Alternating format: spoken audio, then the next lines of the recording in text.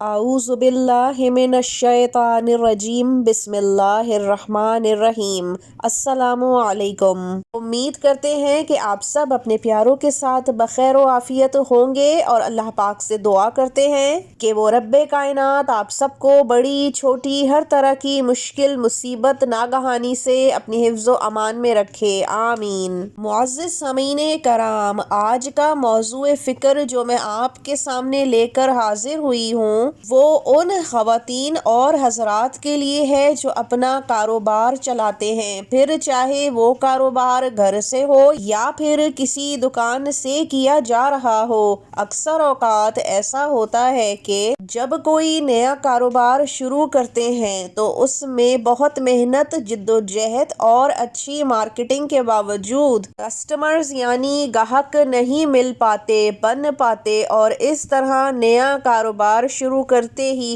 ٹھپ پڑ جاتا ہے۔ اور دوسری طرف کچھ یہ ہوتا ہے کہ پرانا کاروبار ہوتا ہے، مارکیٹنگ، اسٹریٹجی وغیرہ سب بہت بہترین ہوتی ہے اور کاروبار بھی بہت اچھا چل رہا ہوتا ہے، پھر یہ چلتا کاروبار ایک دم ماند پڑنے لگتا ہے اور اس کے بعد ٹھپ ہو جاتا ہے اور آخر میں پھر نقصان میں جانے لگتا ہے۔ یوں نہ صرف مالک کو بلکہ ساتھ اس کے جو لوگ جڑے ہوتے ہیں، جن کی روزی وابستہ ہوتی ہے، انہیں مشکلات اور مصیبتوں کا سامنا کرنا پڑتا ہے، ان کو تنخواہیں نہیں ملتی اور کچھ جگہ تو بنا تنخواہوں کے ان کو فارغ بھی کر دیا جاتا ہے۔ ایسی صورتحال میں نہ صرف کاروبار بلکہ گھریلو حالات بھی خسارے میں جانے لگتے ہیں۔ تو آج کا یہ وظیفہ جو میں آپ کو ہدیہ کرنے لگی ہوں، یہ دونوں ہی صورتوں میں کہ اگر آپ نے کوئی نیا کاروبار شروع کیا ہے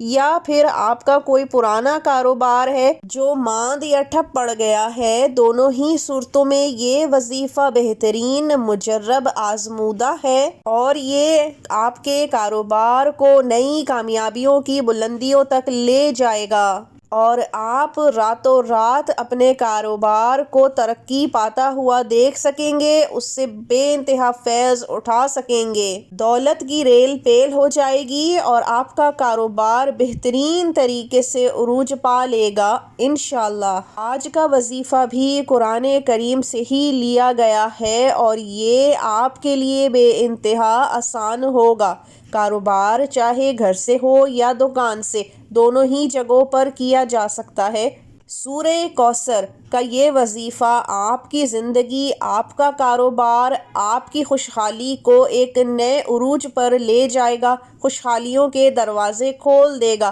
اور آپ کے ساتھ وابستہ روزگار کو بھی بہت زیادہ ترقی ملے گی انشاءاللہ۔ سورہ کوثر 30ویں پارے میں موجود ہے اور قرآن کریم کی سب سے مختصر سورت ہے۔ سورہ کوثر بہترین اور مجرب عمل ہے بے شمار مسائل کے لیے، ان میں سے ایک رزق کی فراوانی، کاروبار کی ترقی، دولت کی ریل پیل کے لیے یہ سورت نیزے کا کام کرتی ہے اور ٹھیک جا کر اپنے نشانے پر لگتی ہے۔ بے شک اللہ پاک نے ہمیں قرآن ضابطۂ حیات کے طور پہ اور کل خزانے کے طور پہ عطا فرما دیا ہے۔ اب آپ نے اپنے کاروبار کی ترقی کے لیے سورہ کوثر کا وظیفہ کچھ ایسے کرنا ہے کہ 21 دن تک باوضو حالت میں دن کے کسی بھی وقت آپ نے 11 مرتبہ اول و آخر درود ابراہیمی پڑھنا ہے